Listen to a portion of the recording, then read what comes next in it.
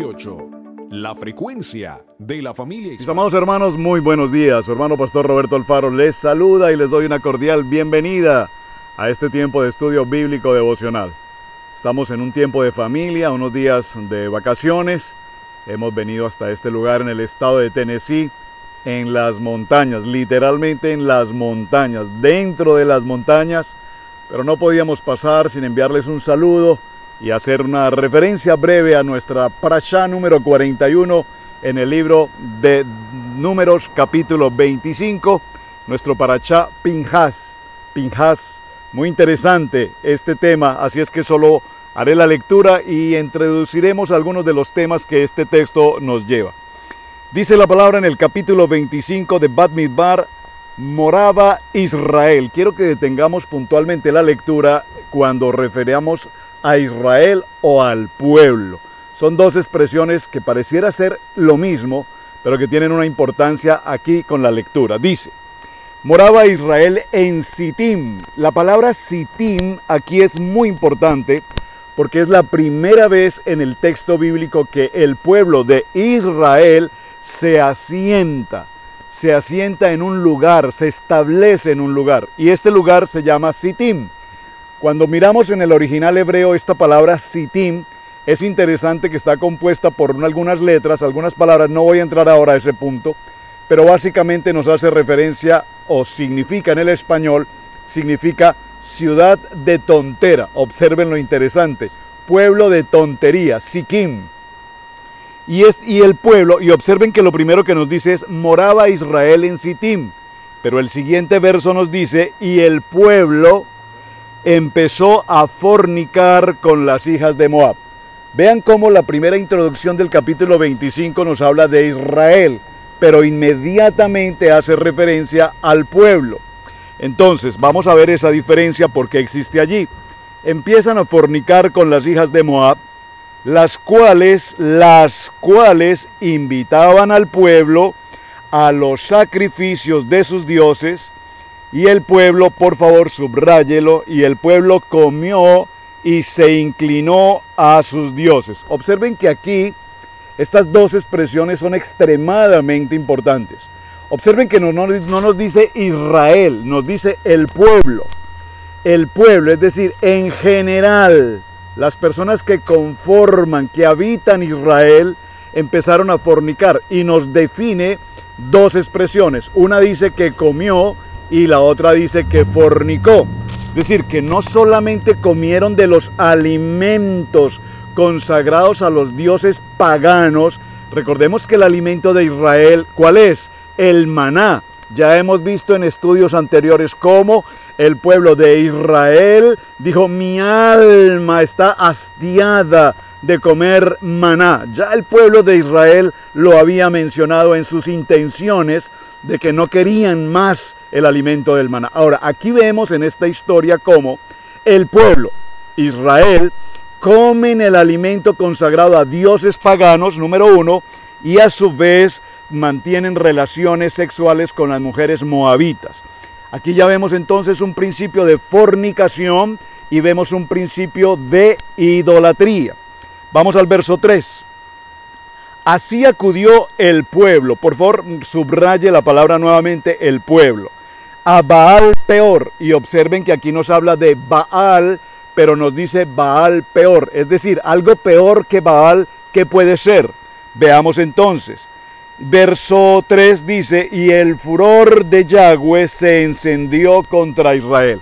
Observen que nuevamente aparece Israel, y el furor de Yahweh vino contra el pueblo de Israel. Es decir, después del pecado de idolatría, después del pecado de fornicación, después de comer los alimentos consagrados a los dioses, lo menos que Dios podría esperar de Israel, un pueblo consagrado a Yahweh, un pueblo que ha recibido la Torá, un pueblo que conoce los mandamientos, un pueblo que ha prometido amar y servir al rey, ahora se entregan a los deleites y las pasiones de los dioses paganos. Lo menos que podría esperar aquí, ¿qué es? Hacer techubá, un tiempo de arrepentimiento. Sin embargo, no sucede así. Verso 4.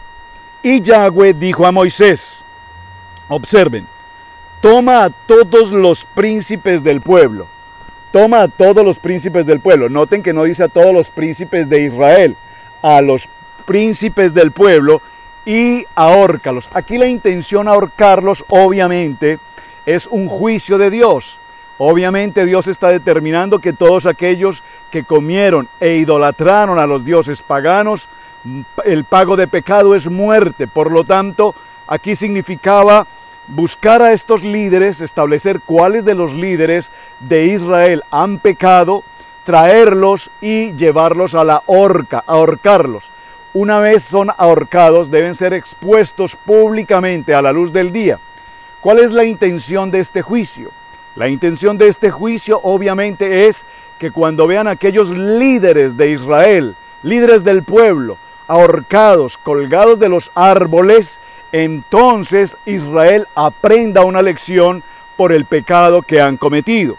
Dice la siguiente palabra: ahórcalos ante Yahweh, delante del sol, y el ardor de la ira de Yahweh se apartará de Israel.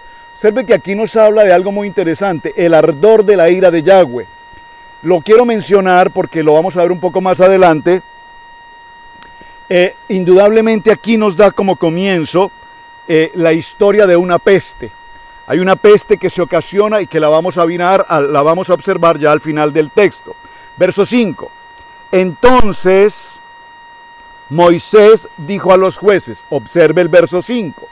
En el verso 5 vemos cómo ahora Moisés habla a los jueces. Es importante que cuando encontramos la palabra jueces, aquí nos hace referencia a los hombres de autoridad. Puedo decirlo, si me permiten, con una palabra más cercana, a la autoridad, a las cortes, a la policía. Vamos a buscar a estos hombres.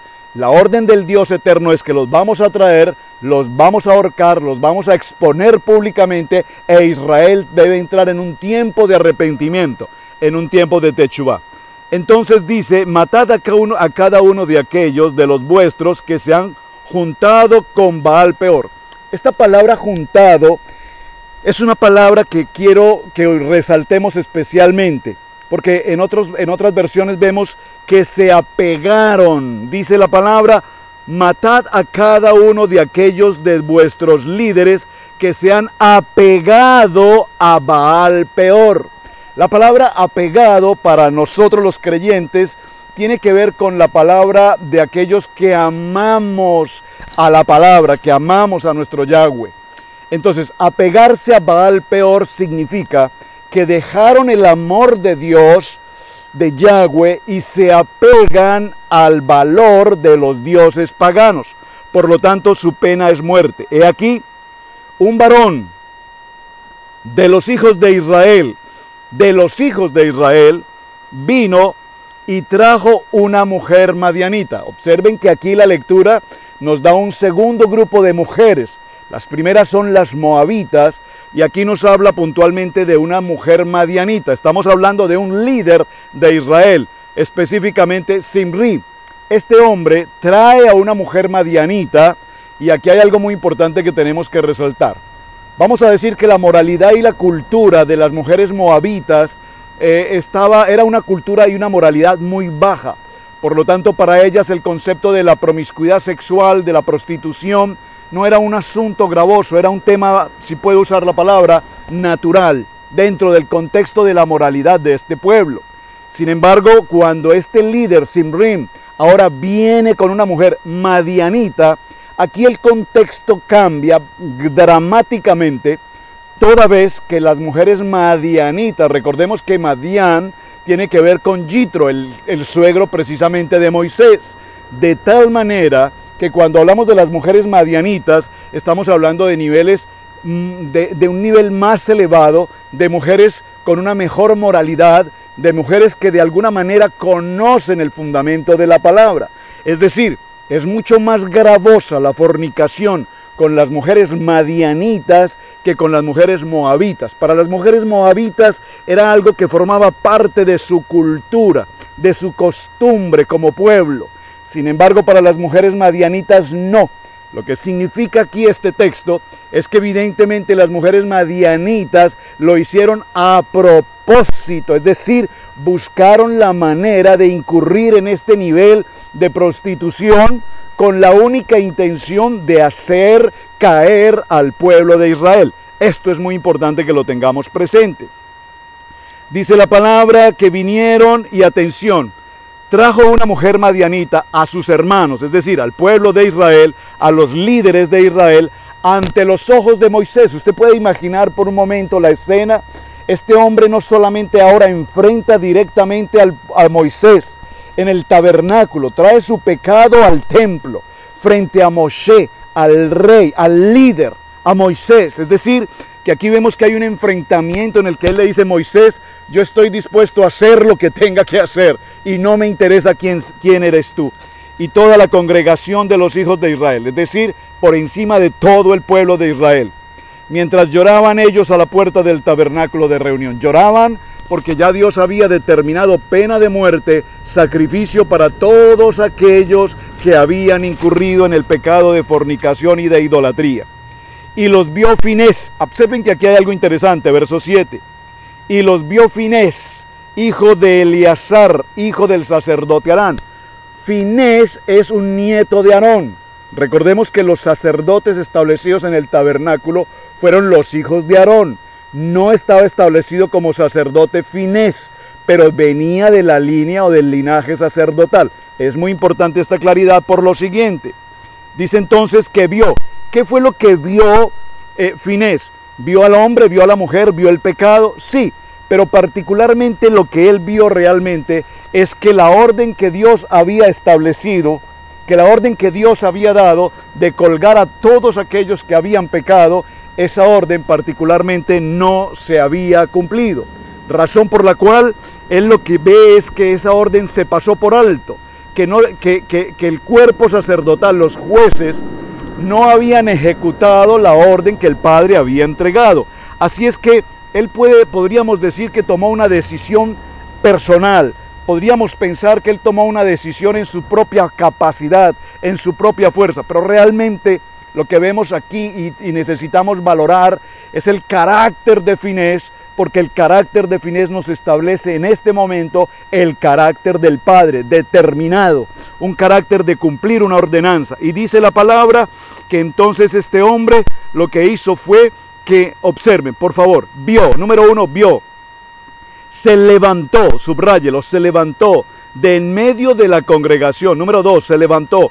Número 3, y en medio de la congregación tomó una lanza. Número 3, tomó una lanza en su mano. Seguimos, número 4, verso 8, y fue tras el varón de Israel a la tienda y los alanceó a ambos, varón de Israel y a la mujer por su vientre. Número 4, alanceó. Y número 5, y cesó la mortandad de los hijos de Israel. Vamos a dejarlo hasta este punto, mis amados hermanos. Cuando estemos ya en casa en nuestros estudios, profundizaré un poco más en detalle este tema. Pero no quería pasar la semana sin dejar constancia de la importancia de este mensaje. Vemos cómo estos verbos que acabo de mencionar, ver, levantarse, tomar, ir, a lanzarlos, vemos que son verbos que nos indican sin lugar a dudas que la acción ejecutada por Finés, ejecutada por Pinjas, era una acción no de emoción, fue una acción que él estableció paso a paso, hasta dar cumplimiento cabal a la ordenanza que Dios había determinado que se debía cumplir para esta situación, ante este pecado. Inmediatamente después del punto, después de la muerte y la forma como fueron atravesados por su lanza, dice el punto, y cesó la mortandad de los hijos de Israel. Cesó la mortandad en los hijos de Israel. Importantísimo, porque la orden que Dios había entregado es para todos los líderes del pueblo que habían pecado con las moabitas y las madianitas, debían morir ahorcados y ser expuestos al público. Sin embargo, ahora vemos que solamente en esta acción de Pinjas, inmediatamente Dios cesa la plaga, determina el perdón para el pueblo, prácticamente que esta acción valerosa permitió que la ira de Dios se estableciera y tuviese un momento de perdón para todos. Sin embargo, dice la palabra que la peste que se había ocasionado, la vimos desde un principio, esa peste ocasionó la muerte de 24,000 de los hombres del pueblo de Israel. Bien, mis amados, vamos a dejarlo hasta este punto, solo para resaltar, en el punto final no puedo pasar por alto esta observación. Inmediatamente Dios hace un pacto de paz, diga conmigo, un pacto de paz, un pacto de shalom con Pinhas, un pacto de shalom para que los pueblos afectados, tanto Israel como los madianitas, no se levanten contra él. Número uno, importantísimo. Y número dos, fundamental, a partir de este momento, es el verso siguiente, vemos cómo Dios establece un segundo pacto con Pinhas, y el segundo pacto que incide es que ahora lo determina como sumo sacerdote para la eternidad, de manera perpetua. Vemos entonces que en este texto se establece el nuevo sacerdocio, la nueva línea sacerdotal. A través del nieto de Aarón se establece esta línea sacerdotal. Se dice que durante el primer templo, 18 generaciones provenientes de Pinhas ocuparon el lugar como sumo sacerdote. En el segundo templo, 40 generaciones descendientes de Pinhas ocuparon el sumo sacerdocio. Es decir, mis amados, que si observamos esta parashá que tenemos de semana, Pinhas, extraordinaria, apasionante, porque hay tanto tema que necesitamos estudiar. Bien, mis amados hermanos, desde este lugar en Tennessee, en las montañas, con una temperatura por demás bastante alta, queríamos saludarles y compartir con ustedes esta apasionante historia de nuestra Parashá 41, Pinhas. Así es que para todos ustedes, muchísimas gracias por acompañarnos, muchísimas gracias por compartir la enseñanza. La siguiente semana estaremos ya, si así el Padre lo permite, en casa y continuaremos las enseñanzas para cumplir nuestro ciclo de Parashá. Su hermano, Pastor Roberto Alfaro, les saluda. Shalom para todos, ya estamos en el tiempo de Shabbat, un Shabbat, Shabbat, Shalom. Bendiciones.